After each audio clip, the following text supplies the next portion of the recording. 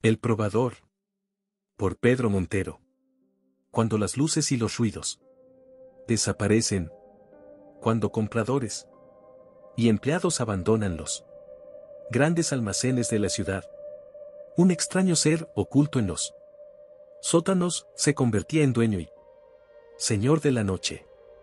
Que alegremente entráis en el probador con la prenda elegida, seguros de que vuestra personalidad va a transformarse por el simple hecho de acomodar a vuestro cuerpo la camisa favorecedora o el pantalón de moda. Decenas de cubículos a izquierda y derecha de zigzagueantes pasillos. Elegís uno de los más alejados para tomaros todo el tiempo del mundo observando el caer del tejido sobre vuestro cuerpo, sin considerar que, cuanto menos tiempo permanezcáis en el probador, menos probabilidades existen de contraer una depresión al constatar que en nada se asemeja vuestra imagen a la de los esbeltos maniquíes del escaparate. El espacio es angosto, las opresivas paredes de carácter rugoso, la luz ingrata, la atmósfera asfixiante, los pestillos de las puertas se traban fácilmente, pudiendo convertir el incómodo habitáculo en panteón perpetuo y, finalmente, los espejos, los amplios espejos, tienen la superficie alabeada y un tono grisáceo que os devuelve una imagen aterradora de vosotros mismos. No obstante, con qué ligereza procedéis a probaros un jersey ajenos a los peligros que tal acción puede desencadenar. Mientras permanecéis con la cabeza introducida en la prenda de lana, puede fácilmente ocurrir que, en esa sofocante oscuridad, toméis por escote lo que es la salida angosta de una manga y os empeñéis en sacar la cabeza por aquel extremo sin ningún resultado. Puede también pasar que os extraviéis en las profundidades del pullover, como le ocurrió al primo de un famoso novelista, y no volváis a encontraros jamás. Pero esto solo suele pasarles a los muchachos inexpertos, porque los más avisados recogen cuidadosamente la prenda y procuran que ya desde la entrada se vea la salida.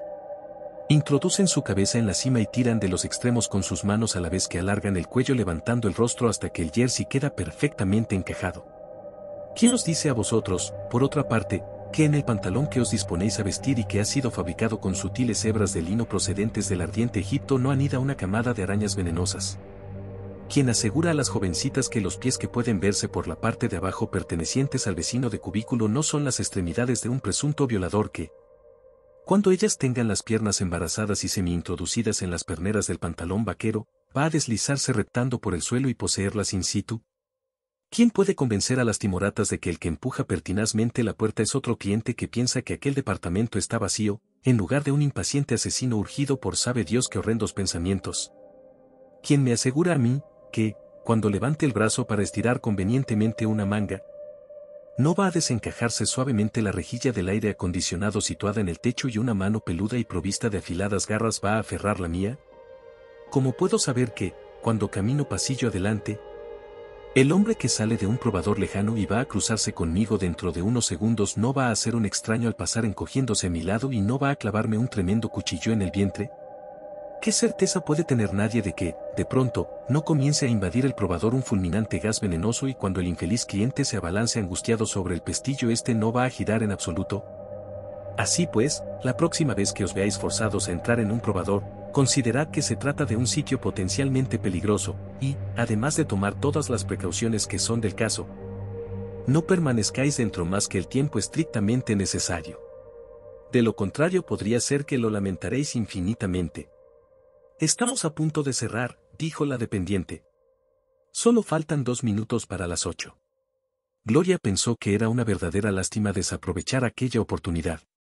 La gabardina parecía de buena clase, y aunque el cinturón no acababa de aparecer, estaba dispuesta a llevársela si le caía bien. Pruébesela aquí mismo, rogó la empleada. Puede mirarse en ese espejo. Gloria esbozó un gesto de desagrado y rogó a la antipática vendedora que buscara el cinturón.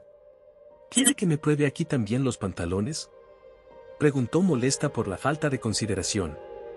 Seguramente a la salida de la puerta de personal habría un novio hortera y de pose chulesca esperando a aquella escuálida belleza de extrarradio.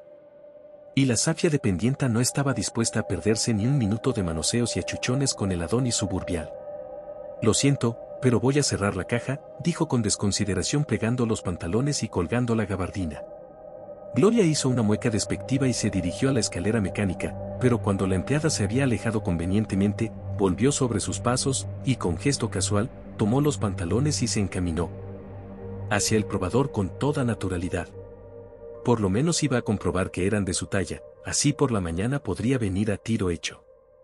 En la sección de probadores ya no había nadie. Caminó por el angosto pasillo dejando atrás puertas a derecha e izquierda, dobló por el corredor y entró en el último de los minúsculos cuartos. Sabía de sobra que el público tardaba más de media hora en desalojar la tienda desde la hora oficial de cierre. Echó el pestillo y comenzó a despojarse de la falda. El tubo de neón situado sobre su cabeza debía de estar a punto de agotarse a juzgar por las fluctuaciones que experimentaba la ingrata luz lechosa. Alguien había escrito una grosería en una de las paredes del probador y Gloria se aproximó tratando de leerlo, pero contrariamente a toda previsión no se trataba de ninguna ordinariez. A la luz de aquellos molestos relámpagos comprobó que lo escrito eran tan solo unas palabras garrapateadas que apenas se entendían. Acercándose más leyó, ayuden. Estoy, por favor, Soap. La última letra termina en un largo trazo como si la anónima escritora se hubiera visto sorprendida infraganti en su tarea. Mientras iba desvistiéndose, se preguntó por qué había atribuido aquel escrito a una mano femenina, siendo así que los probadores eran mixtos, y volviendo a agacharse comprobó que existía una razón para tal suposición. Las palabras estaban trazadas con lápiz de labios. La música ambiental se extinguió, y los rumores del público comenzaron a hacerse más escasos. Gloria se sentó en el taburete fastidiada, no había contado con que para probarse el pantalón vaquero tenía por fuerza que descalzarse. De todas formas había tiempo de sobra. De vez en cuando se oían carcajadas, sonido de cajas registradoras en la lejanía, murmullos de máquinas y una musiquilla muy lejana de algún piano callejero. Por fin consiguió deshacer el nudo del cordón de sus zapatillas deportivas, y una vez descalza, procedió a vestir el pantalón. El ambiente sofocante y el esfuerzo por deshacer el nudo la habían hecho transpirar de tal modo que tuvo serias dificultades para encajar los vaqueros, y cuando finalmente lo consiguió, pudo comprobar que le estaban estrechos de cintura. Se miró detenidamente en el defectuoso espejo a la luz intermitente del neón, pero por más que contuvo la respiración hubo de admitir que la prenda no era de tu talla. De nuevo al fatigosa operación de desvestirse y volverse a vestir. Súbitamente se hizo un silencio sepulcral. Gloria levantó la cabeza y comprendió que lo que había sumido el ambiente en aquella gran quietud era el cese de la ventilación por aire acondicionado. Al no oír murmullos ni ruido de pasos miró su reloj, y comprobó sorprendida que llevaba en el probador cerca de 45 minutos. El único rumor que no parecía hacer cesado era el del piano callejero, aunque ahora no estaba segura de que el lejanísimo teclear procediera del exterior. No parecía demasiado congruente que el anónimo músico tuviera la pretensión de obtener dinero de los viandantes interpretando la tocata y fuga en re menor de Bach. Demasiado solemne. Una vez que se hubo vestido miró alrededor para comprobar que no se dejaba nada y apagó la luz harta de aquella serie de desagradables relámpagos. Tanteando con la mano asió el pestillo mientras procuraba inventar una excusa para el caso de que alguien le preguntara de dónde venía. Lo más plausible era decir que se había quedado encerrada en el probador y que nadie había oído sus llamadas. Satisfecha de sí misma oprimió el mecanismo que desbloqueaba el pestillo y advirtió con cierta inquietud que no funcionaba. Sonrió para sí haciendo una llamada general a la calma de su sistema nervioso y volvió a intentarlo, aunque el resultado fue el mismo. Levemente alarmada, tanteó la pared en busca del pulsador de la luz, pero los esfuerzos por desbloquear la puerta habían hecho que se moviera del sitio, y estaba bastante desorientada dentro de lo que permitía la estrechez del cubículo. Situándose frente a la puerta procuró recordar la altura a la que se encontraba el interruptor, pero, por más que su mano recorrió la pared, no hubo forma de encontrarlo. Aunque le entraron deseos de gritar pidiendo ayuda, se contuvo pensando que se encontraría en una situación completamente ridícula. De igual forma que cuando un invitado a una fiesta se queda encerrado en el cuarto de baño y tiene que venir todo el mundo a rescatarlo. Por otra parte, sus ojos se fueron acostumbrando a la oscuridad, que no era completa, hasta el probador llegaba la débil claridad de alguna bombilla encendida a unos metros de distancia, probablemente en el pasillo. Cuando transcurrieron unos minutos comprobó que podía ver lo suficiente para localizar el interruptor, que se encontraba al lado contrario del que ella había supuesto. Lo pulsó de inmediato, aunque, sin resultados. Volvió a oprimirlo repetidas veces, pero, o bien el alumbrado general estaba cortado, no habiendo quedado más que aquella luz de emergencia cuya mortecina claridad le llegaba. O bien el tubo de neón estaba definitivamente fundido. Buscó un objeto contundente para golpear el pestillo y tratar así de desbloquearlo. Sin embargo, lo más sólido que encontró fue un pequeño espejo que guardaba en su bolso de lona. En los colgadores no había ninguna percha, y la idea de golpear con un zapato quedaba descartada en vista de la fragilidad de las playeras que no harían más que rebotar. De todas formas, y en vista de que la situación se iba complicando, optó por despojarse de uno de los zapatos y comenzó a dar golpes en la puerta sin atreverse todavía a gritar. Pero como nadie acudía a su llamada, empezó a considerar la posibilidad de pedir auxilio. ¿Qué decir?, se preguntó. ¿Debería dar los clásicos gritos de «socorro», «auxilio», o sería eso exagerar la nota? En realidad no se encontraba en ningún peligro inminente, y los alaridos podrían alarmar a los vigilantes, únicas personas que debían de quedar en los almacenes a juzgar por la hora. Seguramente lo más indicado era decir «por favor» o «me he quedado encerrada». «Por favor», gritó, pero estaba tan fatigada por los esfuerzos y por el calor reinante que su voz resultaba ronca y apenas audible. Hizo acopio de todas sus fuerzas y gritó de nuevo, esta vez con más potencia, «ayúdenme. Estoy encerrada. Por favor. Socorro». De súbito dos ideas vinieron a su mente, la segunda era que en el bolso tenía una caja de cerillas. La buscó afanosamente, y encendiendo una de ellas, se agachó para buscar la confirmación de la primera. En efecto, por una azarosa casualidad había repetido las mismas palabras que alguna otra mujer escribiera con lápiz de labios en la parte baja de una de las paredes. Tras 10 minutos de pedir socorro sin que nadie viniera a prestárselo, se sentó sudorosa en la pequeña banqueta de Sky y determinó salir de allí por sus propios medios. Descartó el encaramarse a la banqueta y probar fortuna por la parte de arriba, las paredes se interrumpían antes de llegar al techo. Pero el espacio que quedaba no era lo suficientemente ancho para permitir el paso de un cuerpo. Únicamente consentía una cierta ventilación y el paso de la mortecina claridad que alumbraba la diminuta habitación. Se tendió en el suelo y calculó la amplitud de la abertura bajo la puerta.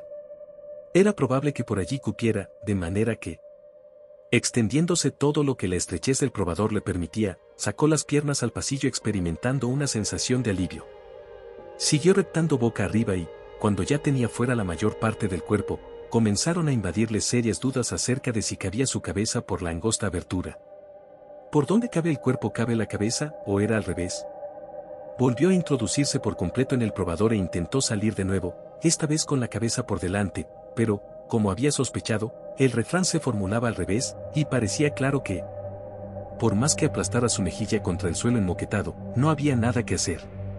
La última y obligada solución 0N era tenderse lo más cómodamente posible y esperar la mañana. Suponiendo que tuviera la suficiente serenidad para hacerlo sin sufrir un ataque de nervios o un sofocón a causa del calor reinante. Su último pensamiento antes de caer en un pesado sopor fue para la inscripción del lápiz de labios. Suponiendo que alguna otra muchacha hubiera sufrido su misma experiencia, ¿qué le había llevado a escribir unas palabras de auxilio en la pared del probador? Se despertó inquieta con la espalda dolorida, y antes de abrir los ojos percibió aliviada que la temperatura había bajado.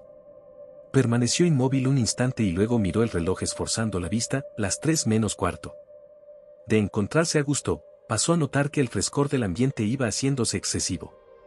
Una corriente de aire helado entraba por alguna parte. Se puso de pie y levantó un brazo tratando de llegar a la rejilla del techo. ¿Se habría puesto en marcha el aire acondicionado? Pero el frescor no procedía de aquel enrejado, por lo menos no solamente.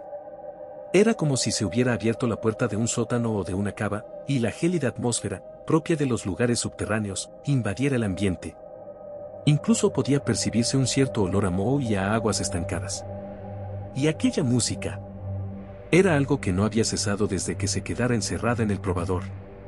El misterioso pianista, o virtuoso del órgano, cosa que a veces no era posible distinguir, hacía incursiones en otras fugas, pero indefectiblemente regresaba siempre a la denominada en re menor. Ahora la melodía llegaba más claramente, como si estuviera más cerca o alguien hubiera abierto la puerta de comunicación con el sitio donde se encontraba el pertinaz melómano.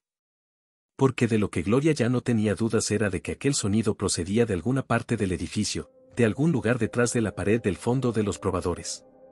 ¿Se trataba acaso de un disco que alguien había olvidado en un tocadiscos automático yéndose sin desconectar el aparato? Solo así podría explicarse la recurrencia a la misma melodía y a otras variaciones que Gloria no podía identificar. Sea como fuere, aquella música empezaba a atacar sus nervios.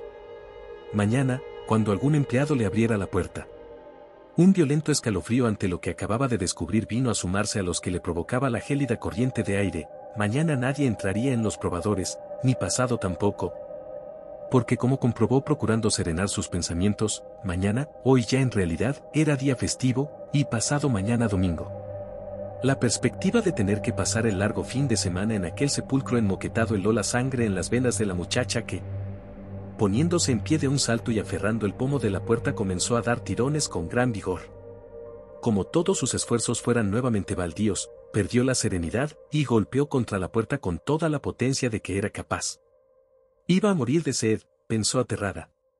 ¿Cómo era posible que alguno de los vigilantes nocturnos al pasar en su ronda cerca de los probadores no oyera los gritos y los golpes? Cayó en la cuenta de que el edificio tenía cegadas sus ventanas y probablemente, los únicos huecos al exterior en los pisos altos eran las salidas de incendio, inexpugnables desde fuera y fáciles de abrir desde dentro. Así pues, con la certeza de que los únicos intrusos posibles solo podrían penetrar por la planta baja, los vigilantes se limitarían una vez efectuado un recorrido general al principio de la noche a permanecer cerca de las puertas de acceso a los almacenes. Nadie pasaría cerca de aquella celda hasta dentro de 2 días. Perdida ya toda la sangre fría, Gloria golpeó la puerta con pies y manos durante varios minutos y, finalmente, cayó al suelo rendida. El sudor iba evaporándose sobre su cuerpo de forma malsana en el frescor de la corriente, y la muchacha se acurrucó para protegerse. Pasó sus brazos en torno a las piernas flexionadas y fijó sus ojos en un punto indefinido de la pared, dispuesta a concentrarse en su comprometida situación. Si había alguna salida, ella tenía que encontrarla.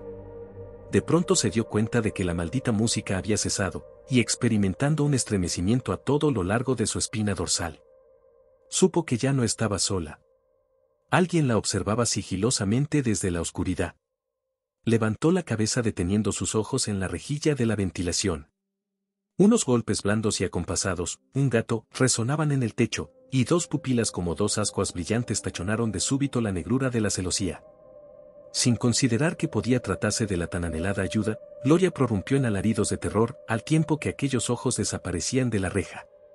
Se hizo un denso silencio cuando la muchacha cesó en sus gritos, y durante unos instantes tan solo se escuchó un levísimo pero continuo crujido, como si alguien estuviera tratando de descorrer un cerrojo oxidado. Gloria se abalanzó sobre su bolso, y buscando con mano temblorosa su lápiz de labios, escribió precipitadamente y casi a ciegas un urgente testamento sobre la madera de la puerta: «Ayuden, socorro, está». Con un ruido formidable, con un estruendo rayano en lo descomunal, la pared del fondo del estrecho cubículo se dio en 2 batientes que se retiraron hacia atrás con la velocidad del rayo. Una atmósfera turbulenta y helada penetró con la fuerza de un huracán, al mismo tiempo que las notas de la tocata y fuga en re menor, distorsionadas por los terribles torbellinos que invadían el ambiente desde las tinieblas, resonaron con un volumen ensordecedor. De pronto una horrible figura se delineó al otro lado de la pared corrediza y, lanzando un alarido terrorífico, Gloria se desplomó inconsciente sobre la blanda moqueta de la pequeña habitación. El extraño ser de facciones hieráticas y demasiado perfectas penetró en el probador y, tomando a Gloria en sus brazos, dio media vuelta internándose de nuevo en las tinieblas, al tiempo que resonaban horrísonas las notas del órgano. Tras él, la pared volvió de nuevo a su habitual emplazamiento, y al cabo de unos instantes, el pequeño cubículo recuperó su inocente aire cotidiano. El repulsivo ser penetró en un ascensor acristalado que súbitamente se precipitó en el abismo, conduciéndole a cimas insondables. La horrenda figura, que mantenía a la muchacha en sus brazos, cruzó a bordo del elevador varias plantas, dejó atrás el piso subterráneo, atravesó los 3 aparcamientos del subsuelo, cruzó a velocidad de vértigo la sala de mantenimiento y control y solamente se detuvo en la zona más profunda del edificio, la planta destinada a la calefacción y al aire acondicionado.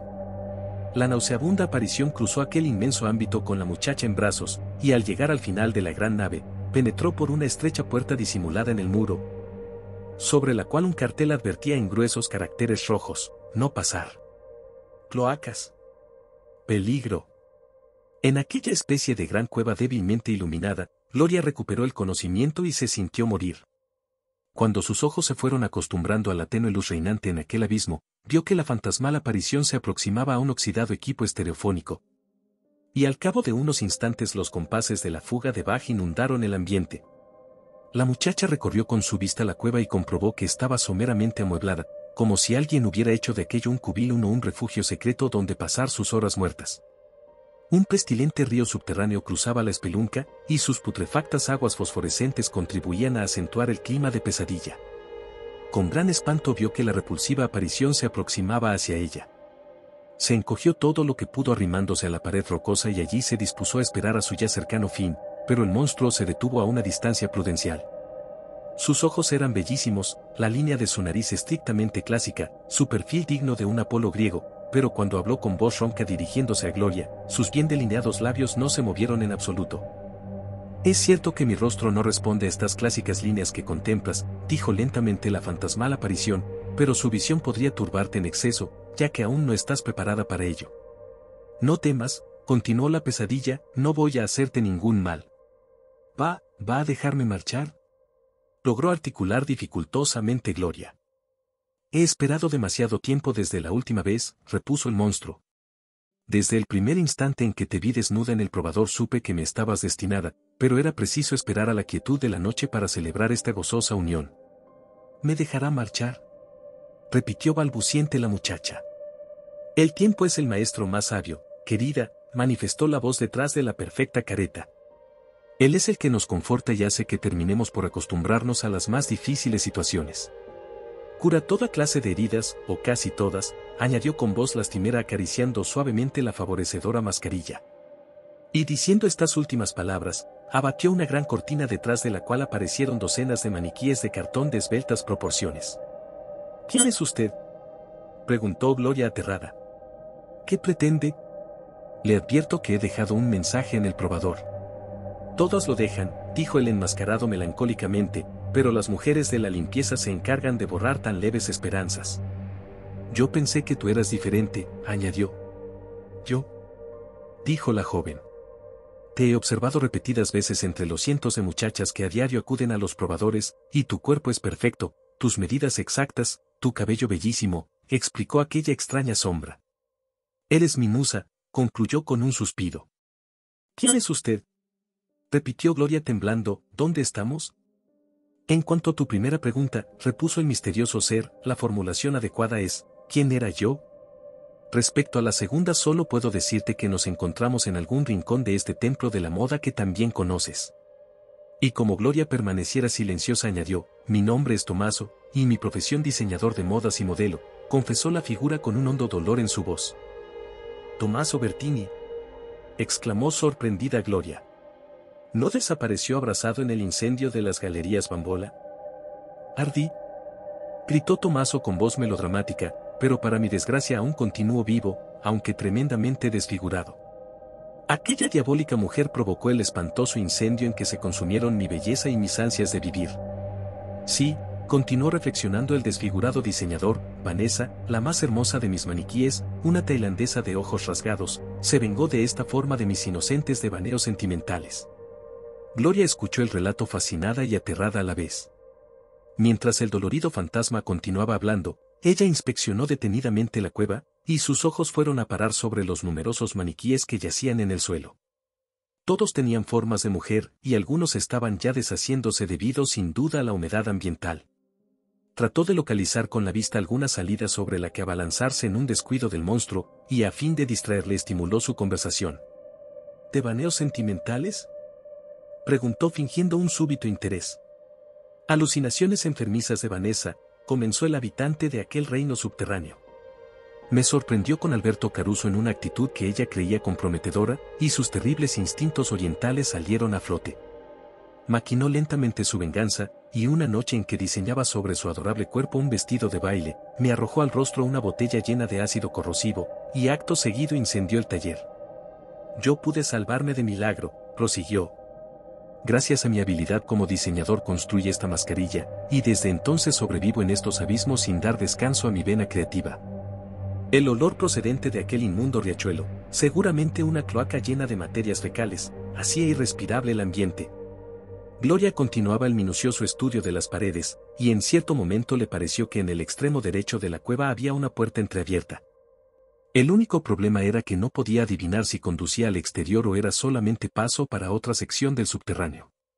«Tú serás esta noche mi modelo», manifestó el que había sido Tommaso con voz soñadora. «Sí», repuso la joven deseosa de ganar tiempo. El exdiseñador se levantó del aparatoso sillón donde había permanecido sentado, y con un gesto invitó a Gloria a que hiciera lo mismo. La joven no se hizo de rogar y fue conducida hasta una pequeña tarima a la que el monstruo le pidió que subiera. Las otrora bellas manos se aproximaron al cuerpo de Gloria con intención de despojarla de sus ropas, pero la muchacha, que había trazado un posible plan de fuga, se anticipó a los deseos del desfigurado Tommaso y se desnudó completamente sin ofrecer resistencia. «Vanessa», musitó él.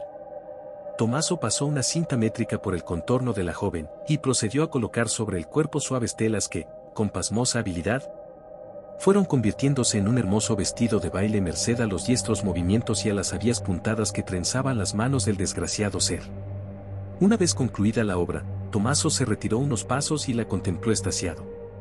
«Vanessa, oh, Vanessa», murmuró. Me llamo Gloria», dijo con timidez la joven. «Vanessa», repitió el fantasmagórico ser. ¿Quiere que le haga un pase?», preguntó ella temblando. «¿Cómo?», dijo la sombra. «Un desfile», explicó la muchacha. «Será un placer, querida», repuso el antaño gran diseñador. Con gran elegancia de movimientos, Gloria descendió de la tarima y comenzó a pasear delante de Tommaso adoptando las poses propias de una consumada modelo.